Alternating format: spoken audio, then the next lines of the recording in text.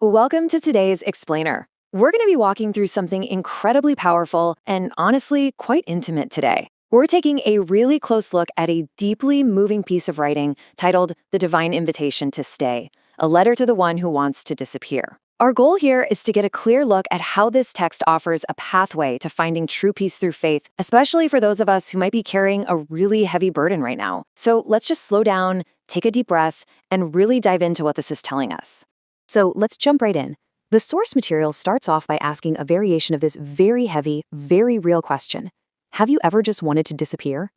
The author is speaking directly to this kind of unspoken exhaustion that so many people carry.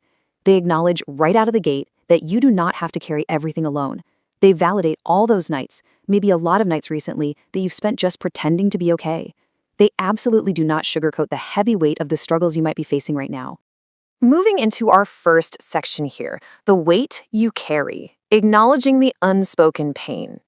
Right away, the author strips away the need for specifics. They explicitly say they don't need to know what you've lost or exactly who disappointed you to know that your burden is incredibly heavy. And they break down a massive misconception here. You know, when someone says they want to disappear, people almost always assume it means wanting life to end. But the profound truth is, it's actually about wanting the pain to stop. It's about craving just one moment where the noise in your head finally quiets down and your heart can just rest from the exhaustion. It's a plea for peace, right? Not an end. Which brings us to section 2, more than your pain, because your current chapter is definitely not the whole book. Look, if you are in that heavy place today, you've got to remember that this dark moment doesn't dictate the rest of your life. The absolute core of your resilience is a factual reality. You are still here, and wow, does that matter. The author wants you to pause and recognize that you have already survived days in your past that you once genuinely believed would break you, yet you made it through them. The sheer fact of your presence right now, engaging with these very words, is a testament to this profound, quiet strength you have. To build on that resilience, we really need to deconstruct these false metrics of self-worth that society constantly imposes on us.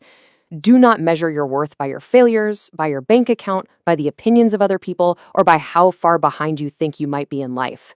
The text gently, but very firmly, confirms that your true value has never, ever depended on these temporary, flawed measuring sticks.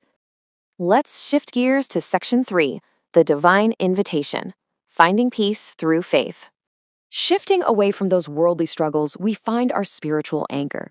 If you're a believer, the ultimate grounding truth is that Allah has not forgotten you.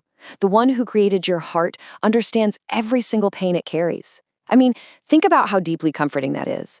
The text reassures us that even that profound, complex pain you simply cannot articulate to other human beings, the pain you literally don't even have the words for, is fully known, fully felt, and completely understood by your Creator. You are never truly misunderstood. And because of that deep understanding, maintaining a divine connection doesn't require these perfect, lengthy, or eloquent prayers. Actually, scratch that. It's way simpler. Keep talking to Him, even if all you can muster is simply, "Oh Allah, I am tired." Simple, honest vulnerability is exactly what is needed here. He understands the profound exhaustion behind those 5 words better than anyone else ever could. Okay, on to section 4, taking it step by step, managing the overwhelm.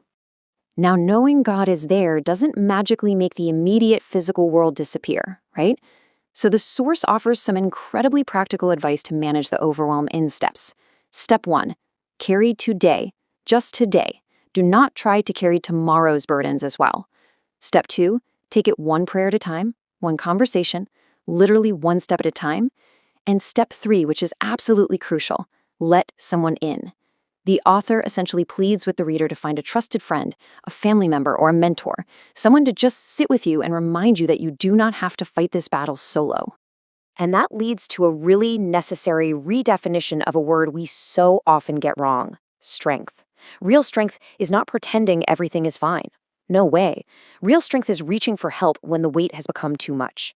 It is the active choice to lean on that trusted friend or mentor. It's having the courage to admit you're overwhelmed so that others can step in and help carry the load. Finally, we reach section 5, choosing to stay, the hopeful horizon. As we look toward that hopeful horizon, the author wants to plant a gentle, undeniable seed of hope for your future. They write, There are people whose lives will be better simply because you chose to stay. The world just wouldn't be exactly the same without you in it. The text urges you to keep going, holding on to the truth that your continued presence has a profound, positive, and lasting impact on others, even when you can't see it yourself. As we wrap things up, the source leaves us with this beautifully provocative thought. What if the moment you wanted to disappear became the moment you began to heal? It is such an incredible reframing of a crisis. Instead of viewing the desire to disappear as the end of the road, what if you view it as the absolute bottom from which you push off? What if fully acknowledging this deep pain is the exact starting point of your healing journey? To close, the source leaves us with this powerful prayer. May Allah replace your sadness with peace, your fear with hope, your tears with relief, and your hardship with ease. Aameen. It leaves us with profound comfort and divine reassurance to just hold on. But it also leaves us with a critical question to carry forward. If the absolute darkest moment of your life is actually the very beginning of your healing, what beautiful things might your future hold if you simply choose to stay and find out? Thank you so much for joining me for this explainer. Keep going, take it one single day at a time, and I'll see you in the next one.